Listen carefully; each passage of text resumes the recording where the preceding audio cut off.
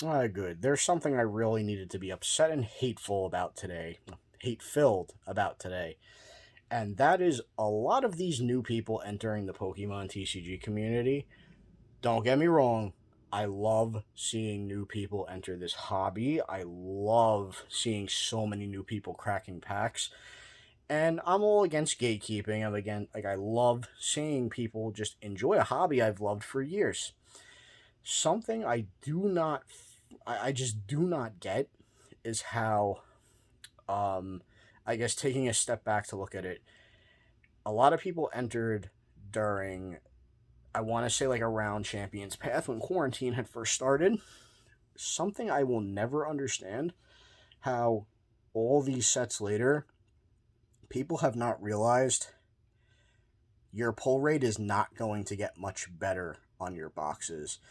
And so I moved most of my content over to TikTok. I'm looking to actually bring some of it back over here and try to tap back into this market and maybe give this another shot. But so yeah, going back to that, follow me on TikTok if you haven't. It's the same name as on here, Terrible Shoes. So yes, a lot of these people crack booster box after booster box after booster box, and they get almost upset that they're only pulling like 6 or 7 ultra rares, and they're not pulling like multiple alt arts and stuff out of their box. How have people not realized yet that there's a reason? There's a reason that boxes are set up this way. First off, it's so you buy more of them. Obviously, Pokemon Company loves money. What trading card company doesn't? And trust me, the pull rates in these boxes are nowhere near as bad as Magic the Gathering. You want to talk about not getting your estimated value out of your box? Open anything that's not a holiday set from Magic.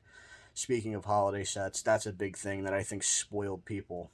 A lot of people hopped on board during Champions Path or Shining Fates, and they have the idea in their head that every 5 booster packs you're supposed to get this humongous hit. And that's just never how it's been. At least during the Sword and Shield era, that's never how it's been.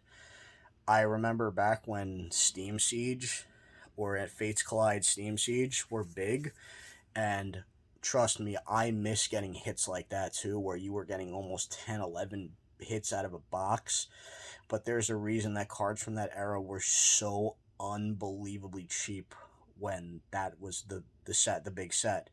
Because literally, I remember when I used to crack open Steam Siege at my old playing trade, every 3 packs you were getting a hit, an EX, a full art trainer, and the cards were worthless though. You would pull like, oh, I pulled a Mega Blissey EX and it's worth like $1.50 because so many people are pulling hits out of their boxes. I noticed that the market with the incoming popularity of all the new people coming into the hobby, buying all these sets, the market's corrected itself and prices seem to be a little bit more where they should be when it comes to singles in this market. But I see these people that they open booster box after booster box and they're like, oh, another green code pack. What do you mean? There's a reason your cards have value now because you're not pulling an ultra rare out of every 3 packs. Your ultra rares actually retain a little bit more value than they should. And even if you pull a $2 ultra rare, imagine if you were pulling that ultra rare 3, 4 times a box like you were sometimes back when Steam Siege was out. Your cards would be worth no more than bulk. And a lot of these guys don't understand that. And that's why a lot of these alt arts that are in these sets now, like the Rayquazas and the Urshifus and everything, there's a reason they're worth what they are. And the Calorexes, there's a reason they're worth what they are, and that's because you don't pull them that often. And honestly, I like it better that way. I like that thrill of being surprised. I like that lottery feel from my booster packs. I didn't like it so much when every pack was practically a guaranteed hit. And I hate to say this, I don't think any of these people will ever learn that this is not a guarantee. This is not like a Japanese booster box where you're guaranteed big hits out of it. I could be wrong on that, by the way, but I'm pretty sure every Japanese box is guaranteed one full art and one secret rare. But I think English boxes are also guaranteed at least one full art, whether it's a trainer or a Pokemon. And from what I see, most boxes get a rainbow rare or an alt art in it anyway.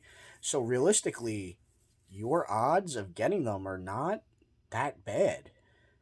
That I feel like people just look for something to complain about, and it's almost become like a joke, stable joke amongst people on TikTok who have no idea what they're talking about when it comes to Pokemon, who just started. And I guess I'm just kind of sick of seeing it. And actually, that's really all I have to say on the subject. Hopefully, this trend will end soon and people will realize you're not getting ripped off. There's no chilling pain, uh, evolving lies, dumb shit that they say. You're just dumb and don't understand how gambling works. That's really all I have to say. So, hey, good luck on all your packs. Follow me on TikTok and on here, and I'll see you.